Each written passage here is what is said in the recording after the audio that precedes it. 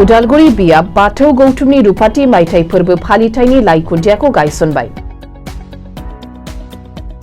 फैगौ 2023 मायथाइनि 29, 30 आरो 31 जानुवारियाव सानथामनि मेहेरगोनां हाबाफारिजों खुंनो लानाय उदालगुरि बियाब बाथौ गौथुमनि रुफाथि मायथाइ फालिथाय आरो उदालगुरि जिल्ला दुलाराय बाथौ गौथुमनि खुंगा 23थि बोसोरारि जुथुमानि गाहाय लाइखुन्थियाखौ दिनै उदालगुरि बियाब बाथौ गौथुमनि जिल्ला आफादनि दैदेनगिरि आरो रायजो राजाफोरनि नुजाथिनायाव बाथौ धोरोमनि आसारखान्थि बायदियै गायसननाय जायो। दिनैनि बे गाहाय खुन्थिया गायसननाय हाबाफारियाव गाहाय खुन्थियायाव हा होजेनो 70 माजबाद बियाबनि एमएलए सरन बर', दोनस्रि बियाबनि एमसिएलए प्रेस मुसाहारि आरो उदालगुरि जिल्ला बाथौ गौथुमनि गाहाय आफादगिरि मोनहा।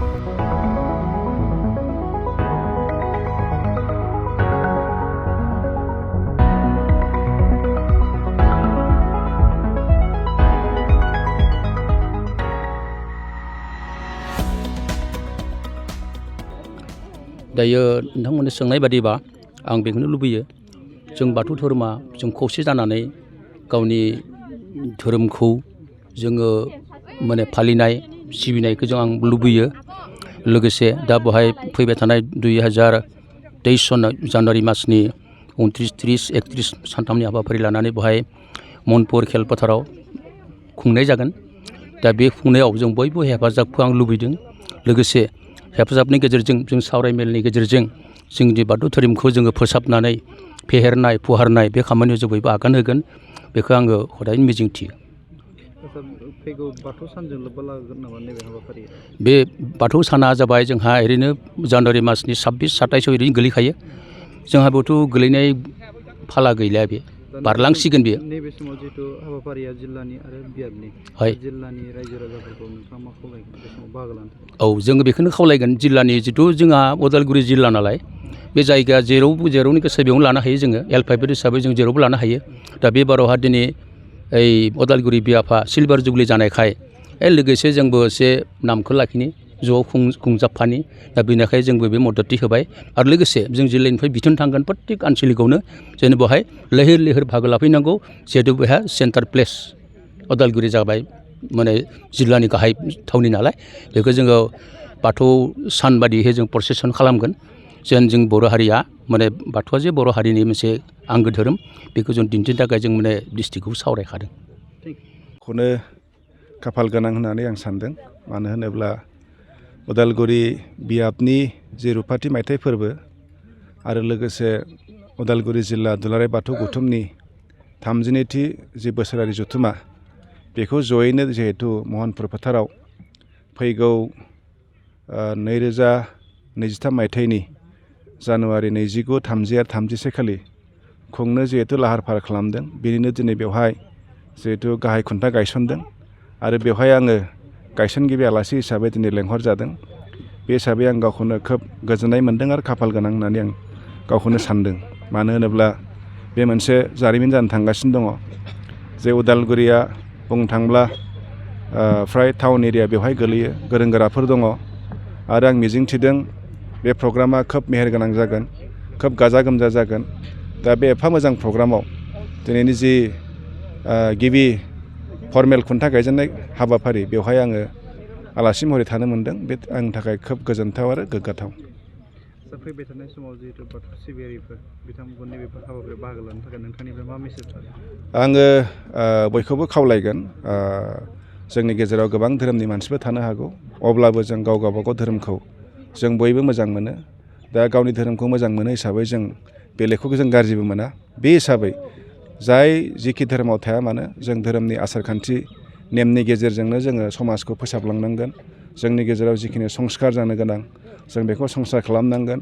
दा ओंखायनो बेवहाय अकल जोंनि बोराय बुरै जोंनि रायजो जानाय हौवा हिन्जाव बेल' नङा, लाइमोनजों लोगोसे गासैबो उन्दै उन्दै गथ'फोरबो जाहाथे बेवहाय फैनानै नुजाथिफैयो आरो बेनिफ्राय जोंनि समाजनि जि बोसोनफोर धोरोमनि जि बोसोनफोर जाहाथे बेनिफ्राय जोङो लानो हायो। आं ओंखायनो बयखौबो बेवहाय फैनानै बाहागो लानानै आरो बेनिफ्राय जोंनि बे धोरोम जिहेतु धोरोमजों लोगोसे हारिमुबो दङ आरो जोङो बेनि गेजेरजों जिहेतु जों जाथिखौ परिचय होनो हायो।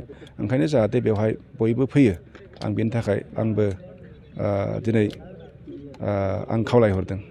दिनै जोंहा उदालगुरि बियाब आरो जिल्लानि फैबाय थानाय नैबे दुलाराय बाथौ गौथुमनि जानो गोनां 29, 30 आरो 31 जानुवारियाव जानो गोनां नैबे रुपाथि मायथाइ बे खुंनायनि गिबि खुन्था गायनाय बे गिबि खुन्था गायनाय हाबाफारिया जानानै थांबाय खोब मोजाङै जाफुंदों आरो आसा खालायदों दिनैनि बे खुन्था गायनायनि गेजेरजोंनो जे फैबाय थानाय जानो गोनां बे हाबाफारिया मोजाङै जाफुंगोन।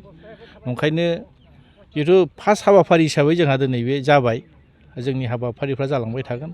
आं खावलायदों जे जोंनि नैबे दुलाराय बाथौ गौथुमनि सिङाव थानाय गासै धोरोमारिजों लोगोसे जायफोर जोंनि धोरोमखौ मोजां मोनो बै मोजां मोनग्रा माने सुबुंफ्रा जाहाथे फैनानै जोंखौ बयबो हेफाजाब होनो खावलायगोन। मानोना जों दिनै बेहाय मोनसे मोजां धोरोमजों लोगोसे माने समाजखान्थि धोरोमखान्थि आरो बिभिन्न धरनाव जाहाथे जोंनि गेजेराव गुलुं गुजुं जानाय बेफोरखौ जोंनि गेजेराव मोजां मोनसे संस्कार खालायनायनि मोनसे बे हाबाफारि बे धोरोमनि गेजेरजों जों फोसाबनो हायो।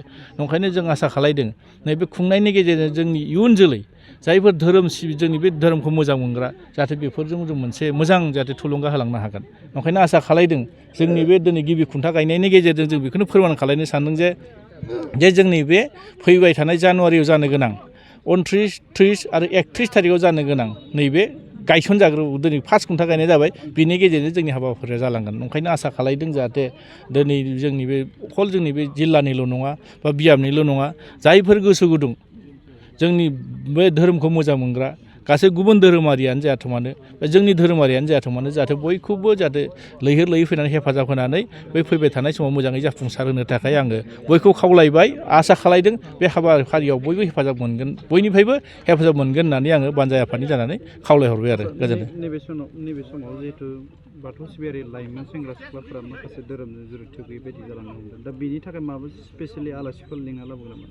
ना जों बेखौथ' जोंनि धोरोमनि गेजेरजों जों बेखौनो माने फोसाबबाय थानो नागिरदों बिनि सायाव जों गियान होनो नागिरदों जोंनि फैबाय थानाय उन जोलै लाइमोनफोरखौ जों जाहाथे मोजां मोनसे बिथांमोननो माने थुलुंगा होलांनो हायो नामा आरो बिथांमोना समाजनि गेजेराव बेबायदि हाबाफारि मावनानै जाहाथे मोजां थुलुंगा होलांनो हागोन नामा जों बिनि थाखाय सावरायनो थाखाय स्पेसियेलि जों बेखौ जथ्न लादों आरो बिनि गेजेरजों बे जोंनि बे कनफारेन्सनि गेजेरजों बेफोर बुस्थुआ जाफुंसार होनो थाखाय जों नाजादों आरो